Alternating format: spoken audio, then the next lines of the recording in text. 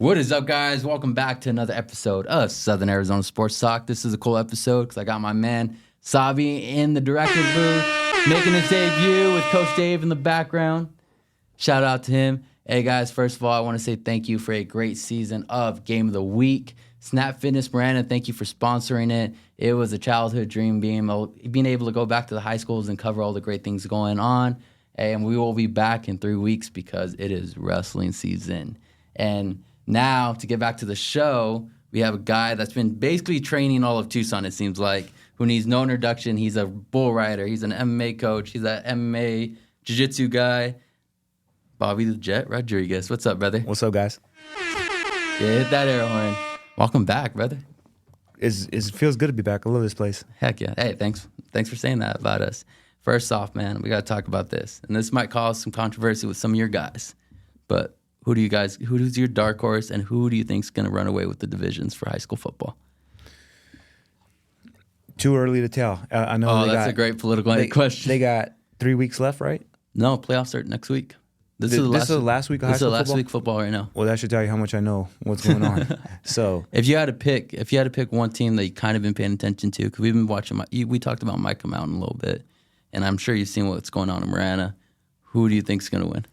Marana, probably going to be in the 8, right? In the 6A? Yeah. Yeah, they're going to be in the Open, I think so. In the Open? Yeah.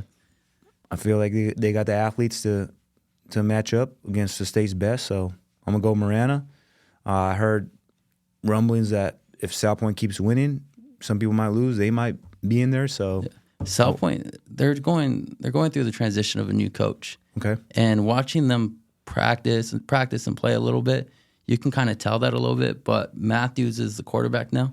He's a sophomore. Like I always keep saying, this kid's raw and he's really good. And I think hopefully they keep their momentum going. I think they can do some really good things. So, I thought Race Alvarez got in as quarterback, but he's hurt. He's hurt. Okay. Yeah. Well, regardless, it looks like they've turned the corner and they've gotten better. So yeah. I heard that they might be in the 8. So I think they have the athletes to do so. Micah 8-0 right now, right? Yep. 8-0. With legendary coach Richard Sanchez in there. Sanchez doing his thing out there. Yeah. So it's too early to tell at the end of the day. State titles, I've been around them half of my life, and crazy stuff happens. So quoting Coach Sanchez, Coach DeBerry, the teams that we just mentioned, they got a shot at winning it. So you've been in a cool situation because you went to the state championships as a freshman and also as a senior. Mm-hmm. What's your advice for all the people that are experiencing playoff football for the first time? Week by week, hour by hour. Love it. Week by week, hour by hour. Like win every hour of the day, and then take it week by week. Like don't look at it don't look at the scenarios like, oh, we might get this seed or we might play this matchup. It's just week by week, hour by hour, because that's really all you can control. So don't look at brackets, don't look at seedings. Just focus on what you can control. Absolutely. Speaking of stuff we can't control, you saw some of the highlights of the UFC fights, right? I did. I was commentating play-by-play at the Youth Football City Championships, but I had my phone by my side, so I was looking at Twitter because it was in Abu Dhabi, so I think they had 2 o'clock. Yeah. It was 11 a.m. start. 11 a.m., 2 o'clock was the main event. Yeah, so I was going back and forth, and I saw when Max Holloway got KO'd, that was kind of sad to see. Cried a little bit. I don't know about cry, but I was just like, dang. Dude, it's never fun to see someone flat out. Just where you can get knocked out like that? Yeah. Shoot. You just watched the Hamza Chimaev one too? I didn't see that one, but I did see the pictures after with Robert Whitaker's jaw. So oh my God, those teeth were in there like that. That's gnarly. That's a real thing. Like sometimes when people get a choke, that's not under the chin, but on the chin, it really feels like your face is gonna explode. Yeah, let's not talk about that. I just started jiu-jitsu again. I don't want to be thinking about that. All right. But thinking about with this show, I always want to learn people's journey. I've said that a million times now because I think this is like the 11th or 12th show. Tell us about what it was like growing up in South Tucson and any challenges you had to face. And Yeah, so I grew up in the south side of Tucson. If anybody knows where the rodeo grounds are at, where the rodeo happens, and then if you just go south on Nogales Highway, there's a Lucky Wishbone. I grew up between Lucky Wishbone and the rodeo grounds, so in that neighborhood right there. I I from a young age, my mom and dad split up, so my grandma took me in, and she basically raised me. So, there was some stuff that I didn't want to see as a kid, or a kid shouldn't see, and just Southside neighborhood activities that Yeah. that aren't the best, but it was a fun childhood. At the end of the day, there was some situations that, again, we're talking about control, that I couldn't control, and I was just dealt with some cards. But at the end of the day, I had enough, and I had fun. Yeah. And not to put you in a spot or anything, but like I said, I want people to hear their journeys for someone going through the same situation to have hope. Yeah. What were some of the things you were seeing on the South Side that you had to deal with? Man, so on the South Side, gangs were a big thing in the 90s. So you saw gang members. I saw a lot of drug use, obviously a lot of alcohol. I'm sure a lot of that stuff happens today, but sports saved my life at the end of the day. Like, I'm not who I am without sports. I just stayed active the entire time, and I got ass whoopings at home, man. That helped too. The fear of that? Yeah. So I knew, like, don't do that, or there's going to be consequences at home. So that really helped too. And good leadership with your mentors and all. Yeah, I tell people I was raised by a village. Yeah, raised at grandma's house, but mom, dad, uncles were still in my life, and then family, friends who you call uncles and aunts in my life too. So there was a big village around me. So that helped me out. And so when it comes to kids that are in similar situations, I'd just say find purpose, find good people around you, and even if you feel lonely, like there's nobody that can relate to you, stay lonely for a little bit, and then people will start gravitating towards you. So what age were you at when you met with the DeBerrys? Because we talked about, I had him on my show last week, but you also talked about that's your childhood best friend, Kyle. Yeah, so that happened early in life, about 11 years old. Where you meet him at? Sierra Middle School. Okay. Yeah, so... was he already taking down people by then? Yeah, those guys played football, so I didn't play football until the 8th grade. So they would all talk about football, because when you get to school in August, practice and all that stuff's, getting talked about at lunchtime and in between classes, and I'm just like, yeah, I don't do football. You know what I mean? Like, what sport were you doing during that time? 'Cause I know bull riding. That's right around the age where you started bull riding. No. Right? I just got in rodeo about 3-4 years old. Oh shoot. Yeah, that early. But basically whatever was like the rec league, like basketball, baseball. I lived right around the street from the Al Pueblo Center, so a lot of activities there. There was a wrestling room in there, so it was like rec wrestling in there. Yeah. So just staying busy. Like, so football was like $100 at the time, and $100 was like $1 million back in the day. Like, now you're not doing football. You're gonna do the $20, rec league right there. So that's what I did as a kid. That's awesome. So we all met at Sierra Middle School and became lifelong friends after that. That's awesome. So now we get to, when did you start? So you started playing football your freshman year, or when did that start coming around? 8th grade. So at Sierra Middle School, I had a friend of mine, and his dad, his name is Art Olivas. He's a retired U.S. Marshal now, but his son was a good friend of mine as well, and he said, "Hey, let's get you in football." And I'm like, I don't know, I don't know. It just wasn't really my jam. You know what I mean? So 7th grade, I remember I wanted to play, and I think I signed up too late or something like that. So my friend's dad said, let's just train all 7th grade, and let's get ready. When you're in 8th grade, you'll play again. So I tell people I started lifting weights in prison, and you laugh, but it's true. The reason I say that is because my friend's dad at the time was a lieutenant at corrections at the state prison. So at night we'd go and lift at the state prison, and I learned just basic, barbell squat, bench, deadlifts, pull-ups, just the fundamentals. And then as we laid that foundation down, we started doing like plyometric training. At the time, Adam Archuleta, he was a high draft pick out of ASU. He played for the Redskins and for the Rams in the NFL.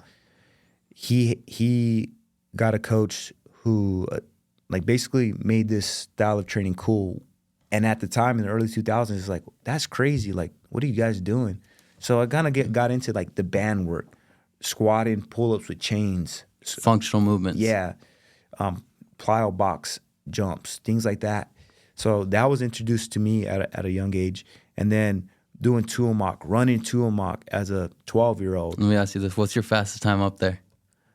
Man, I can't tell you. I can walk it in 21 minutes. That's my biggest flex. Like going up there? Yeah, I could just walk it straight for 21 minutes. Oh, shoot. That's pretty good. Yeah, so I think that's harder than running it, in my opinion. Yeah. I don't know I'm about not the that best. one, man. Once you get up that second hill, like when I've run it before, you get up that second hill, you're just thinking to yourself, why am I doing this? I'm not the best runner, believe it or not. Like, I'm not really into like long runs. Yeah. So that walking steady state is just, it's a kick in the nuts the whole time. Gets you going. Yeah. So back to the So pile. yeah, I just, in 7th grade, just started training like that, like running in the river at Santa Cruz. He had I hope he's watching this, but he had a red 1988 Jeep Cherokee, and we'd find a vacant road, and he's just like, he'd call me Rodriguez, like, he's just like, come on, Rodriguez, just keep pushing. And then he was like, little bit more. And then he just say, little bit more. And I'm just like, well, where's a little bit more? In my head, I never asked like how long. He's just like, little bit more. Yeah, that's the crap DeBerry used to do with us when we would run up a mountain high school. He'd just be in his truck and he'd be like, a little bit faster, yeah, a little bit faster. I'm sure you can relate, but I grew up in the era with my coaches, like Coach Art, Coach DeBerry, Coach Sanchez. You didn't ask how many sets, how much more. It's just you do as I say, and it's over when I say it's over. So let me ask you this. Why do you think we've kind of gotten away from it? Because Coach DeBerry talked about it too last week, that now if you don't like a coach or something, it's so normal to transfer. I think that's why, because people have options. So it's like, well, I want to try this guy out. I didn't like him, so I'm going to go over here. So that's why I'm going to ask, like, hey, how many days a week is this? Yeah. Or how many hours is practice? You know, oh, yeah, that was too long. I'm going to go see what this other coach does at this club or this school. They just have more options. That's my opinion. Yeah. Where, like Coach DeBerry said, you just went to your neighborhood school, and that was your coach. That was your Little League coach. That was your wrestling coach. That was your football coach. There was no other options. Like, whether you didn't like him or you liked him, that was your coach. Yeah. So, my opinion, to answer your question, that's you had nowhere else to go. This was home. Yeah. So I know, Coach, talk about a little bit about Richard Sanchez. Mm-hmm. What kind of impact he made in your football career? So, rewind back from 7th grade to 8th grade, I started playing football, and I really liked it. Like, I was a little bit of a troublemaker at school, and I used to like to fight, and I think a lot of it came from stress from, home. Yeah. So I remember one time at football practice, it was my first time like hitting like with pads. It was like you got the pads for the first time, and like, man, this feels great. I want to be, whatever football player I looked up to at the time. And I remember one time a coach told me before the hitting drill started, because all the kids were yapping a little bit, and I was always just kind of like reserved, just like, all right, well, we'll see what happens. And kids were talking about how hard they hit, this and that. And one kid made a comment to me like, "Oh, I'm gonna hit this guy. I'm gonna hit Bobby so hard that his head's gonna fall off or something. I don't know." And I kind of looked at him like, "You talking to me?" And a coach pulled me over to the side and he says, "Hey, I heard you like to fight, like at school and stuff. You get in trouble for that." And I said, "Yeah. Well, here you can hit as hard as you can, and you're not going to go to the principal's office." Yeah. Your lights probably just lit up like, oh, heck yeah, let's run this. And I really thought about it, and I was like, damn, that's right. So I remember we lined it up, and the whistle blew, and I had been training for a whole year before these kids, and I just remember just slicing right through them, just boom, and the kids' eyes just like lit up. And then I just started talking like to the whole line, like, line it all up, let's go. That's awesome. And then have you seen Troy before? No.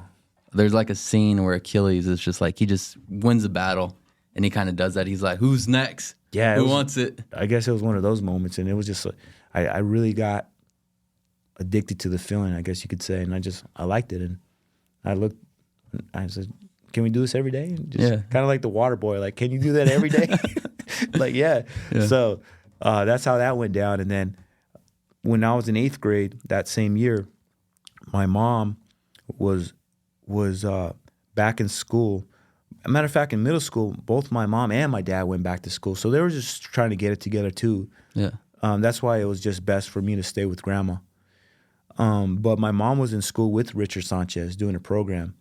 And my mom had mentioned to Coach Sanchez that after school, you know, I'd go to the wrestling room and we'd go wrestle, because at Sierra, that's what you did. The bell would ring, and then we'd just walk over and we'd go to high school wrestling practice.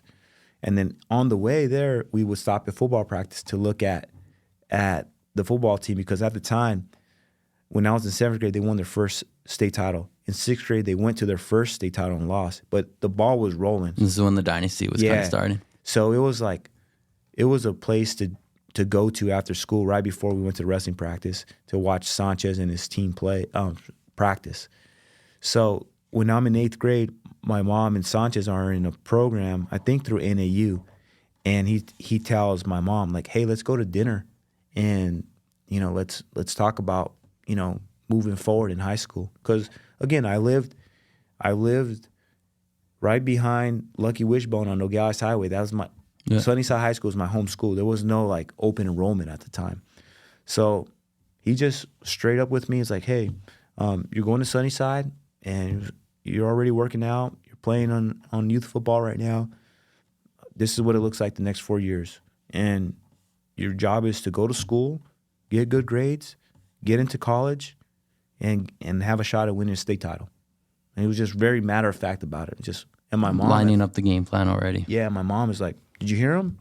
I still remember the restaurant. I was China Dragon, a Chinese restaurant. It was really good. It's no longer existent. It was in Midvale. Okay. And, you know, just like, okay. So, you know, I'm going to be a Sunnyside football player. You know, I get to Sunnyside my freshman year. Well, he told my mom this. I'm going to pick him up for school every single day. And that's so big as a coach. Yeah. Because that's making sure your athlete has everything they need. Yeah, he picked me up every single day. First day of school, freshman year, I drove my junior, like part of my junior year, I drove. I remember I got a driver's license. I drove, and then that stopped, and then he went back to pick me up second half of my junior year and then all of my senior year. But he was the first person that was consistent in my life. The first person that, because people would say, yeah, I'll come pick you up, you know, or, you know, parents break promises sometimes and, hey, we'll go here. And he said, hey, I'm going to pick you up every single day. Be outside 6:15 or I'm leaving. That, like, he was just like that. Yeah. So every day I would just wait outside 6:15, and he took me to school every single day. Freshman year, we won a state title at Sunnyside, and it was just, that laid the foundation. Like, those guys were the prime example. Like they set the tone for the next 3 years for me after that, because it was just like, this is the standard to be a Blue Devil. And then all my friends on the other side that wrestled, same thing. Like, there's standards here. Like, because there was 2 dynasties going on during that time. You had wrestling and football going on. Yeah, and it's just, again, I'd get picked up at 6:15, get to school at 6:30. Coach DeBerry and Kyle would get there at 6:30, same time, and it's just like 2 sports, 1 goal, state title. That's it. Be a good person, handle your business in the classroom, win state titles. Like, that was your everyday life. So if something didn't line up with that, either Coach Sanchez or Coach DeBerry would let you know. Yeah. And I give a lot to Coach DeBerry, because I remember letting Coach DeBerry know I'm not going to wrestle. And he was just kind of looked at me, and then he just said, okay, Robert. He just said like that. And my mom called me Robert, and like 3 other people call me Robert, and Coach DeBerry is like one of them. Oh, shoot. Like, people hear Robert, like, what? Like, that's your name? Like, yeah, that's my real name. And Coach DeBerry calls me Robert, but he, just because I stopped wrestling, he didn't like, get out of here, kid, to me. he's like, hey, still pick you up on the weekends. We'll get extra runs in, extra lifts in. Let's talk about that a little bit. What was it like on the weekends at the Bobby DeBerry house? So back in high school, I moved back with my mom. My mom got her feet on the ground, and I moved back with my mom. And my mom let me spend a night at two people's house in high school. It was Coach Raul and Donna Samarano, who's my best friend, Rocky Samarano, their parents' house, and Coach DeBerry's house. That was the only. If it wasn't those two households, I wasn't spending a night there in high school. My mom was like, nope, there's too much going on out in this world right now. I know these people. I know they come from good places. Those are the only households you can spend a night at. The rest, you come home, you sleep in your bed. So on the weekends, especially we talked before we aired, but on Fridays, Coach DeBerry would say, hey, I'll pick you up Friday night. We'll go run Reed Park. So in high school, kids talk, and there's like, hey, there's a quinceañera tonight, or there's a house party tonight. He already knew. He wasn't a fool. You know what I mean? Because he was so good with the kids too. He probably knew where everything was at, where it was going. And stuff. Yeah. So it was just we would get to Reed Park. He'd get out. He says, okay, I'm gonna walk. You guys run the opposite way. His son Kyle and I. You run the opposite way. You need to lap me 3 times. So I don't know how many miles we're running. Over 5 easy. You know what I mean? So by the time, these were late night runs. So we'd get there like at 8 o'clock, 9 o'clock. So we were out of there like at 10. And then we get something to eat. So we get to the house thinking, hey, we're still going to go to this quince or this house party. Hell no. We're so tired. We ain't got no more legs. So yeah. Sabi hit that trombone. No. All right, guys, we're going to go to a commercial break real quick. We will be right back.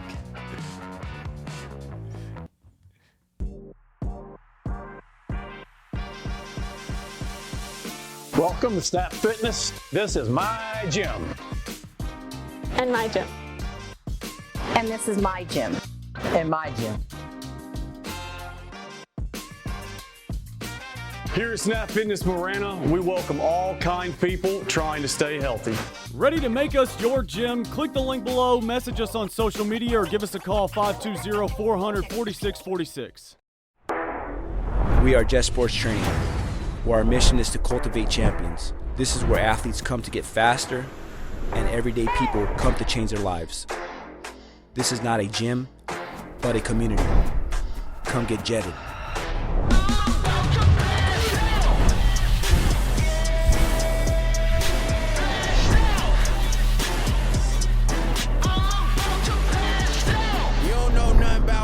About to take off in 5, 4, 3, 2, 1. Lot of y'all doubted on me. Now they like, wow, look how far you got. Legendary like all my idols, coming for it all, and I can't wait. Success just called and I got me a date. So I grabbed my ambitions and I'm on my way. Cross the wrong line and it's bad news. Might get burnt like a candle. We too hot to handle. World at my feet like a sandal. I only move when I play to your moves could get canceled.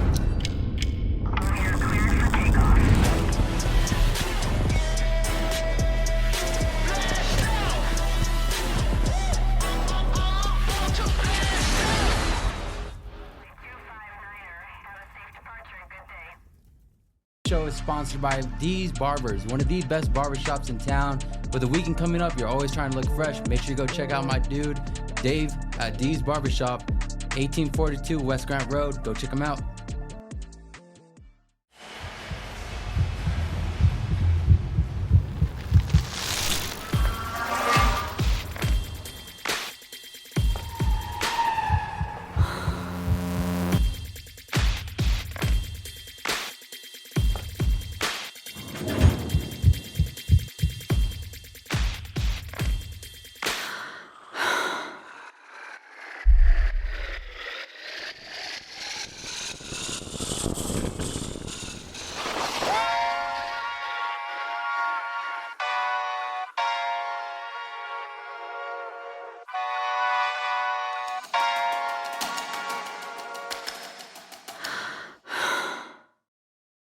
My name is Philip Aguilar.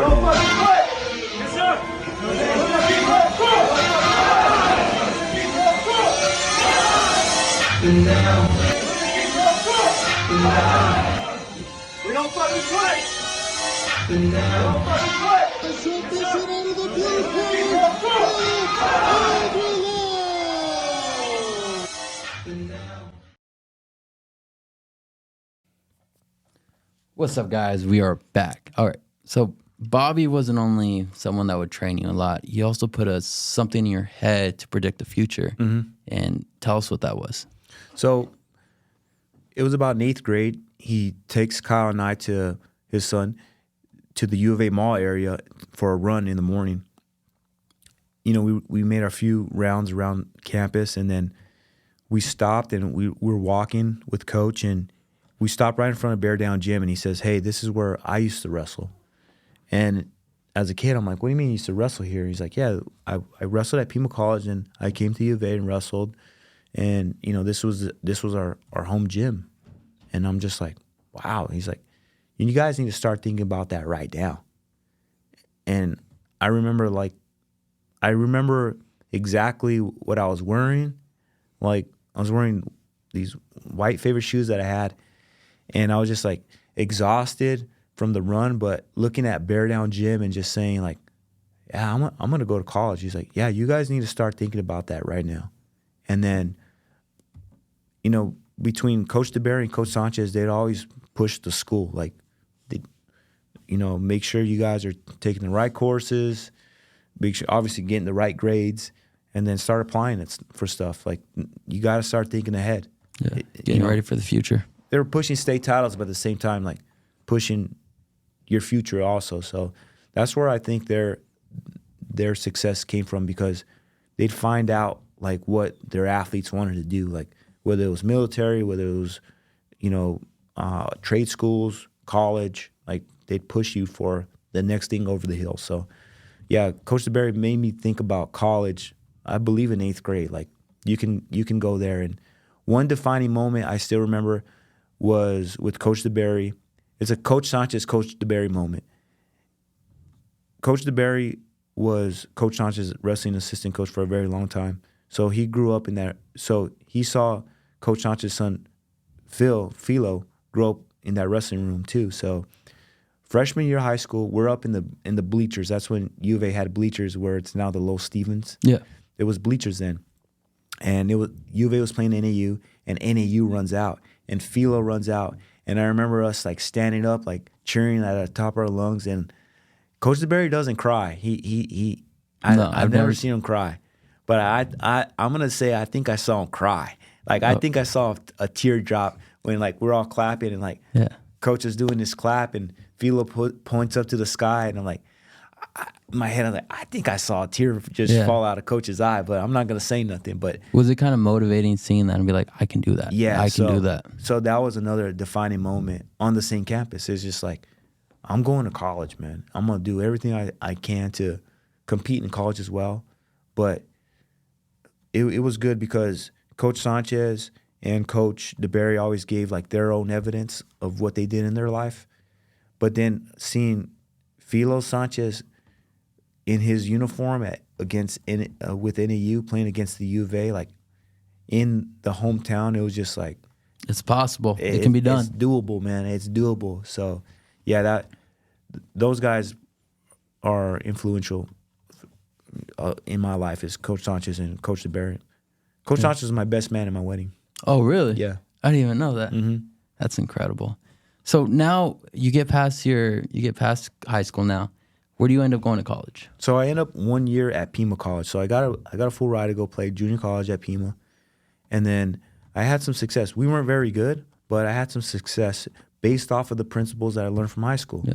Showing up on time, doing the little stuff right, taking care of the classroom, taking care of my body, just doing the little stuff. So Coach Sanchez has this thing. He would say, prepare at the highest level, practice at the highest level, compete at the highest level. And I really lived off those principles in college, because now it's all on your own.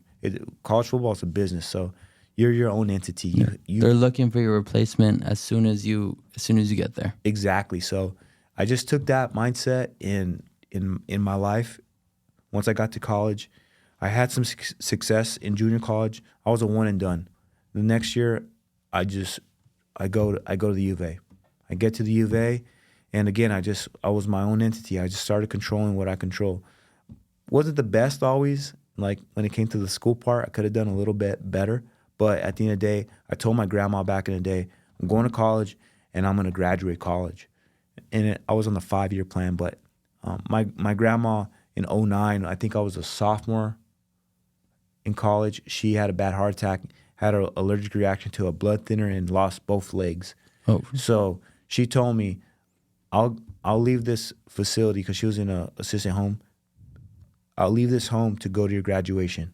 So in 2012, I graduated from the U of A, and my grandma made it to my graduation. So it was like, that's incredible. I get emotional talking about it just because, again, if people can rewind and if there was a time machine to see how we grew up, it wasn't the best. You know what I mean? Yeah. I told you guys in the beginning it was fun, but at the same time it wasn't the best. And see my grandma my grandma see me graduate is a big deal to me. That's all. Let me ask you this, because people can look at my family and they'd be like, oh, dad's PhD, mom's educated, it's easy. But there's a lot of stuff that happened that no one saw. Mm-hmm. I look back at that and I see those moments is what created the person I am today. Yep. Can you say that about your past? Because I always think it's so much easier to deal with it when you're younger and develop that mindset. Mm-hmm. I can get out of anything, compared to when you're 25 years old struggling for the first time. Yeah, that's why it's really important for young people to win early in life, because it sets them up for simpler, times, if that makes sense. Yeah. So yeah, like a lot of things probably didn't make sense, when you're a kid. Like, why isn't my mom here? Why isn't my dad here? Well, they're just trying to set things up for the better. You know what I mean? And there is pain of not being present, but at the end of the day, once you get older, you're like, I get what they're trying to do. Yeah, and then when you get the moment you got, being able to see everything come together when you graduate. Yeah, so I was like, oh, okay, I get the lessons because again, during the time, my mom and my dad, they split, and, they got better. You know what I mean? Like, they both went back to school, and, they were trying to better themselves. It wasn't like they didn't, go for the worst. Like, my mom went back to school and not only went back to school, but became a school principal. When I was in high school, I moved back with her. Like, she got her act right. Not that she was acting wrong, but like she got back on her feet. But I moved in with her, and that's why, she's just like, hey, it's better times. I wouldn't say good times, but better times. And again, that's a product of that. But even then in high school, she was a school principal, so she was hardly home. So, I get it now. Like, being an entrepreneur, like, and being a father yourself now too. Early mornings, late nights, like, that's the price of greatness. Yeah. So. It's like anything, man. You got to be willing to suffer so you can succeed the next day. Mm-hmm. So after college, man, you start going. You moved to Brazil, right? Yeah. So let me ask you that. Can you say tune in to Southern Arizona Sports Talks in Portuguese? Yeah. So where's the camera at? Right there, bro. Toda minha gente lá no Brasil tem que assistir esse podcast do meu amigo aqui. Tell me the name again. Southern Arizona Sports. O nome do Soccer. podcast é Southern Arizona Sports. Southern Arizona Podcast com meu amigo Raul. Dude, okay, so when I was younger, we used to always have Hey Diego come to Day Brazil. Okay, yeah. And I would always trip out when I was younger because I guess the R is like an H. Yeah, R's are so H. you call me Raul. Yeah, Raul. Like, Raul, and like my name is Robert. Yeah. It's Hobart. Hobart? Yeah, and T is like CH. Yeah. So my name is Robert Rodriguez. Yeah. But in Portuguese, it's Hobart Rodriguez. That's so awesome. It's different. So what was it like moving to Brazil, man? Because have you ever been there before you moved there? So when I was at Pima, I had a friend that was our field goal kicker. And he'd always talk about Brazil. Brazil. And I've always loved grappling and combat sports. So from the jump, I said, man, what about fighting? I loved pride fighting at the time. And I loved watching Vale Tudo and all that stuff. So I was really intrigued. And he's like, yeah, all that happens there. And I knew I wasn't like a next level football player. So I was like, man, I'm going to go do that one day. So I said, hey, I'm going to graduate this college stuff. I'm moving straight to Brazil. And like he would laugh.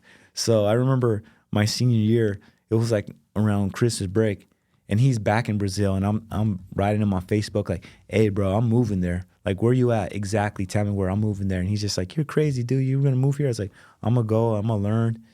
I'm just going to like raw dog it out there. I'm just going to just see what happens.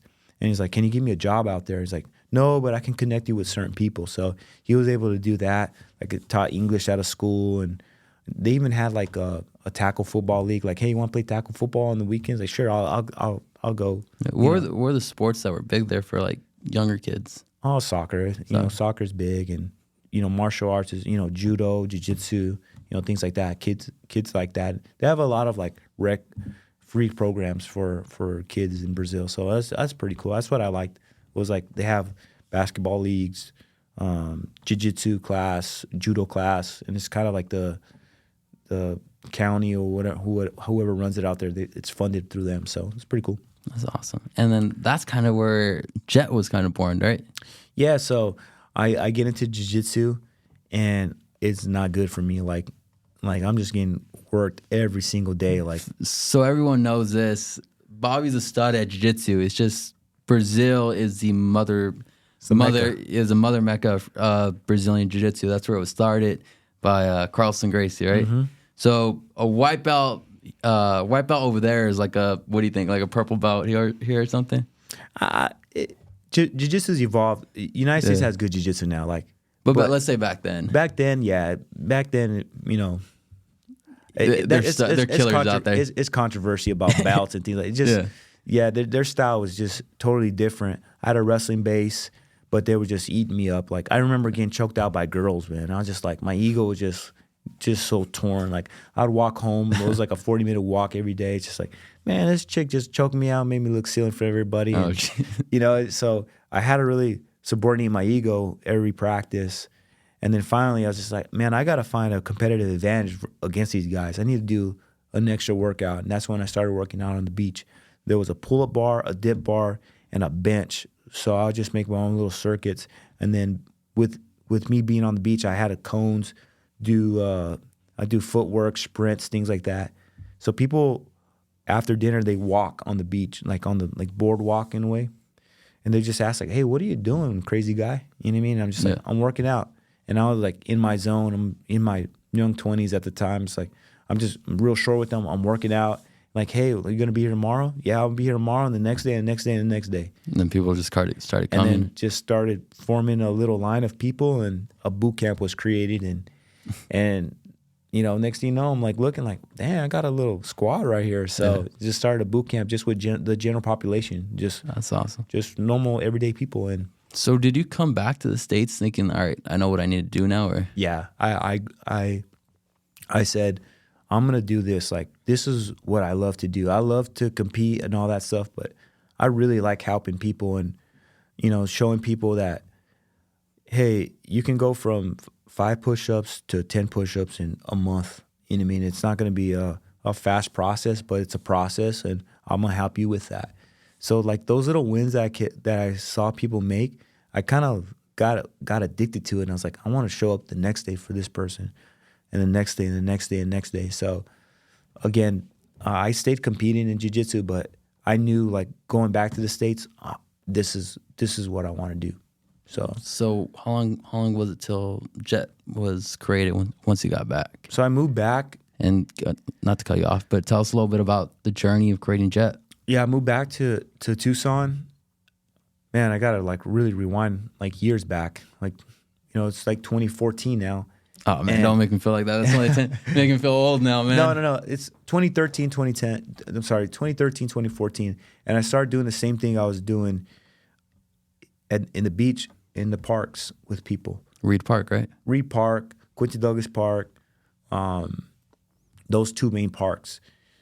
And I just started building trust in the community, mainly with women. Like, I had a lot of girlfriends that I grew up with, and they're just like, hey, we want to come out. And then my wife, who was my girlfriend at the time, she had friends, and she'd bring her girlfriends, and it's just like, just started forming a community.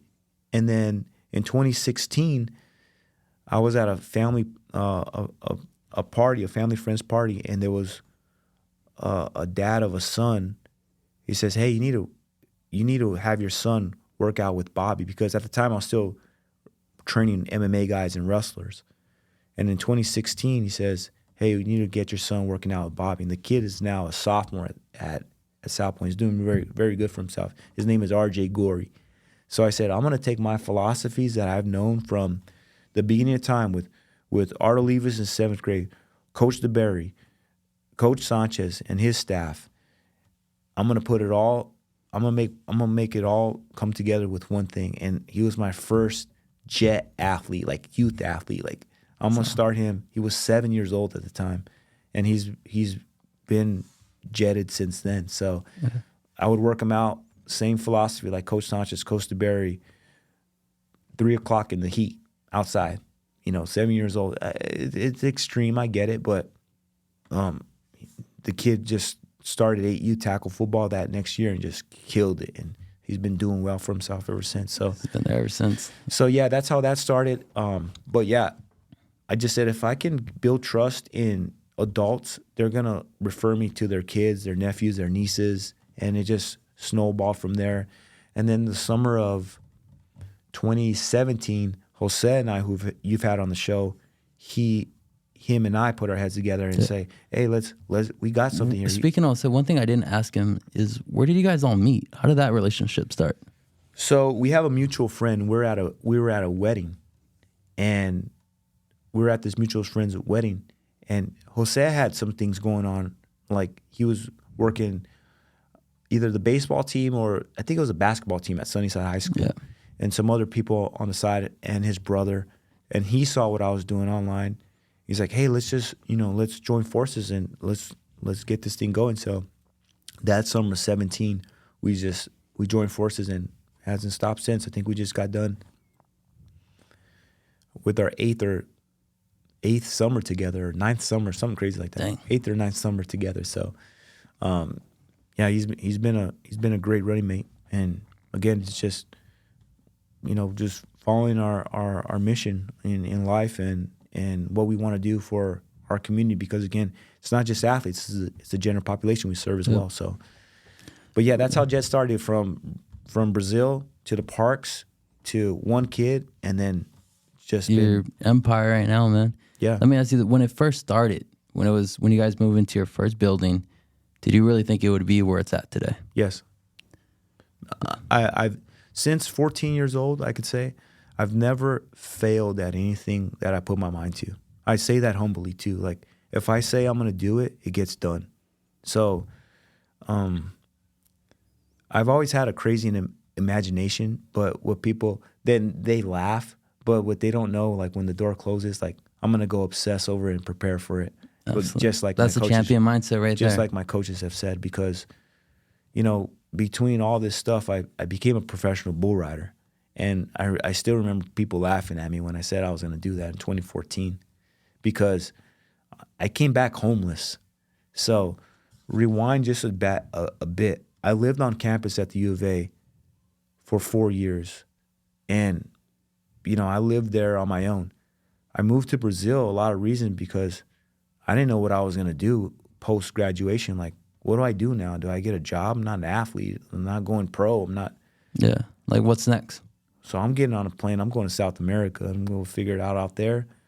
Live with a great family out there. Moved back. Luckily, my mom hooked me up with a job at one of the schools.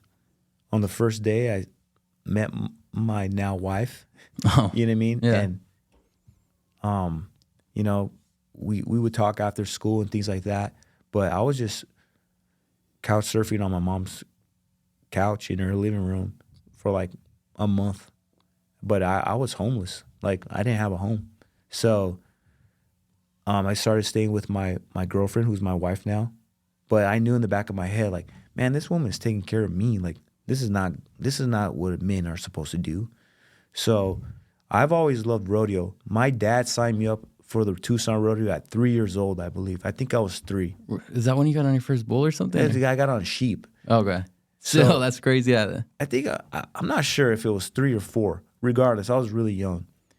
And he says, hey, we're going to do this, and we're going to do it the right way. Like, we're gonna actually train for this. So I was like, cool, man. Like, let's do it. So I didn't have success early in sheep riding, and it seems silly, but it did lay the foundation for me. But my last year in the competition, I believe I might have been 6. My dad said, this is the last time you're going to do it because I'm aged out. Yeah. And he says, him and my uncle, he says, you need to ride this sheep to the end of the arena and don't let go. So that was just repeated in my head a lot. So it was the championship Sunday. It's like the whole city is at this rodeo, and here at the Tucson Rodeo. I remember that gate open, and I held on as tight as I can with that sheep. I still remember the buzzer of the horn going off. But in my head, I said, my dad said, don't let go till the end of the arena. So the sheep just kept going, and I just remember hearing the crowd going crazy, like, oh, this guy's still hanging on. Yeah. And then finally, like, just, you know, Yeah, I had yeah. nothing left, and I'd fall over, and like I roll, and then I just remember looking like in front of a big crowd, and then the guy said whatever points I earned, and just the roar of the crowd, and I just like put my hands in the air, and that's the first time I felt winning, like Got addicted to that at that point. winning, like, oh my gosh, and like, yeah, just I ran to my dad. My dad picked me up, like, let's go, you know, he's hitting me, and, Yeah. and like I just knew, like, man, I'm a cowboy today. You know what I mean? Like, Yeah. I'm officially and I won the rodeo. So it was just it's a bad bug. I tell people rodeo because it's a drug that gets in you, and you don't want to let it go. So that cowboy spirit stayed in me my entire life. I just got occupied with other like team sports and whatnot, but that spirit lived inside of me since about 3-4 years old. So in that time when I'm staying with my wife, I'm like, man, I need money, and I need money fast, man. And obviously I'm not gonna go do, you know, illegal things. Yeah. So I knew, like, I know how to ride bulls because I'd messed around before on them. And I said, I'm gonna go do this, and, you know, signed up for like small rodeos, and it's just like baseball, you know, there's minor leagues, and then finally, you know, you've earned enough money, won enough rodeos, like, all right, you got the call up, you're in the big league, let's go. So What was that feeling like, kind of becoming an actual professional in bull riding after taking all these years off? You know, it's a sport at the end of the day. So you just how I would compete in grappling or in football, I took the same approach. Like, hey, I'm not gonna get derailed. I'm not gonna get distracted. I'm gonna keep my weight at a certain weight. I'm gonna eat certain things. I'm gonna listen to certain people. I'm gonna listen to the right music. Just the little things that I could control. I'm gonna just do that because, again, I'm a concrete cowboy. I know real cowboys. Like I know real cowboys that work on ranches, right? Like those are cowboys. I'm more concrete cowboy. So I was just an athlete. I just got to do my job for 8 seconds at a time, jump per jump. So I just took the same athletic approach that I had prior to bull riding into bull riding, and, you know, it went all right for me. I just saved up, and everything that I would earn, you know, whether it was through rodeos or sponsorships, I just invested in my business into Jet. So that's because I knew this was a short life. You know, rodeo is a short life. So I just wanted to invest in myself so I can put it back into a business. What's your best memory for bull riding? And let me ask you this: toughest bull you ever rode? Toughest bull and greatest memory. I would say there's too many great memories just because you build a camaraderie with guys. Yeah. Like locker room, like it's all indoors. The professional bull riders is indoors for the most part. So like, for instance, I rode here in Tucson. That was a good moment. Like, because it's in 27 cities in a season. Like you got to hit a lot of cities, but Tucson's cool because obviously you get to walk out, you know, on your home turf. So yeah, I just missed the locker room and just like the man jokes that we would tell each other. You know what I mean? Like We don't have to talk about it. I'm not trying to get canceled. Yeah, we'd probably get the show canceled if all the jokes that we said. But it was just a brotherhood there. That's what I missed the most. And then, man, toughest bull. This is like a nameless bull. I'm sure he has a name, but I was in Gainesville, Florida at a practice pen, and just the bull just launched me into another universe. Oh, like, shoot. I got him on twice in a weekend at a practice pen, and usually like you can figure bulls out. I just couldn't figure this guy out. It was a 3-year-old bull, but he was strong and he was fast. And one time I got in the House of Pain, which is the back of the bull where you don't want to be back there, and I just became an orbit. Flying? Yeah. Oh, geez. Yeah, that's incredible. So we're getting a little close on time, and from listening to your story, you've had a lot of great mentors in your life. Mm-hmm. And I love this because you've turned it around and you've become a mentor to other people. And one of those is Roman Bravo Jr. Mm-hmm. Bravo Young, yeah. Talk about how that relationship started and what that means to you right now. Yeah, so back in high school, Roman was staying with Coach Sanchez at the time, and I always stayed around Sunnyside, still do, and we just clicked, when he was in high school. And I don't have a brother, but he became like my little brother. He was already on top of his game, and we just talk about things outside of wrestling. And even to this day, we don't talk too much wrestling. I tell people, hey, what did you think about this match? Hey, what? It's a brotherhood. We don't talk wrestling. Sometimes we talk wrestling, but for the most part, we just talk about life. Like, we can detach and just talk like friends, like brothers. And I think that's how that is, because when you're on top of your game like how he is, every corner that he takes, people want to talk about wrestling. And I think it's kind of old, you know what I mean? So I think what happened between him and I was we were able to detach from wrestling and just be bros. Just be bros. And I think that's what that is. And as much as people think he may learn from me, I learn a lot from him, because dude is smart. You know what I mean? He's smart. Like, he knows how to market. He obviously he knows how to be a pro. He's taken ownership of his own career. Like, he's never out of shape. He's never overweight. And that's something that I even look up to. So yeah, that's our relationship. It's just, we train together. We'll roll around together, but for the most part, it's more of a brotherhood than anything. That's incredible. One thing I always want to know, what's it like in that locker room? Because you were with him when he won the national championships, right? Mm-hmm. What's it like in the locker room after winning the national championships? It's a big sign of relief for coaches, for the athlete, and it's just individual sports are special because, again, you have to take ownership of your own career. It's not like, hey, someone passed me the ball and I scored, or hey, I passed the ball and they scored.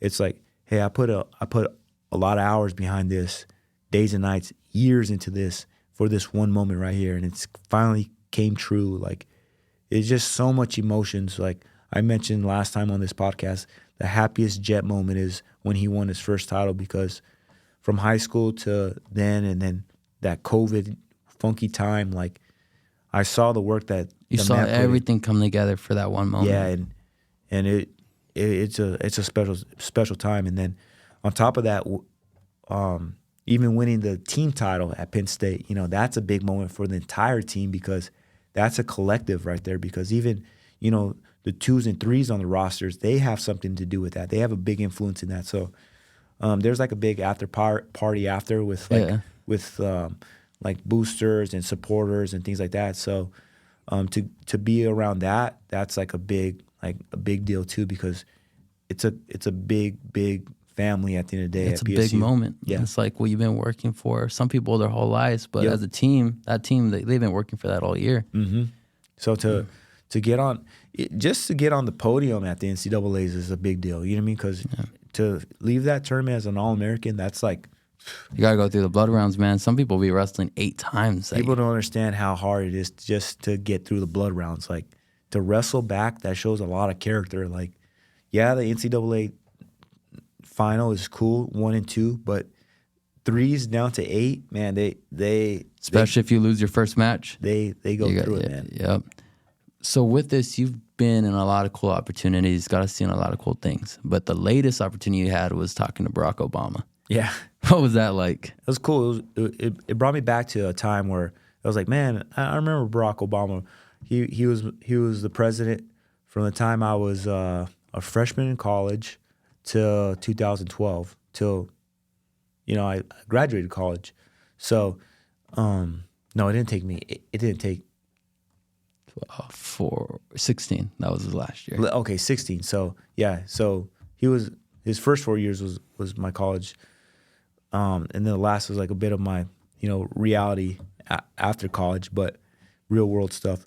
But it was cool. It was cool to hear his voice and see like a living legend in front of us, right? Like it's pretty cool being in front of a president and then him asking questions about 5-6 men here in Tucson, like what about current situations, and we told him the good and we told him the bad, and he was open to it. He didn't say, that's wrong, that's right, but it was a cool conversation. It was an open conversation without arguments, which was cool. That's awesome. What do you say about your ears? He said, and if you can't show the crowd your ears. Yeah, I got one ear that's it's not as rocked up as a lot of other guys, but did point out my ear. He's like, yeah. That's a sign of a warrior right there, man. Yeah, so he said he has big ears, but mine looks pretty dangerous. That's awesome. But that was cool. We took a flick, but yeah, it was cool. My thing is, if you're watching this, like, to me, it's not that big of a deal. People are entitled to their own opinions. We can all find common ground somewhere. That's what I think. Like, hey, I think like this, you think like that, like.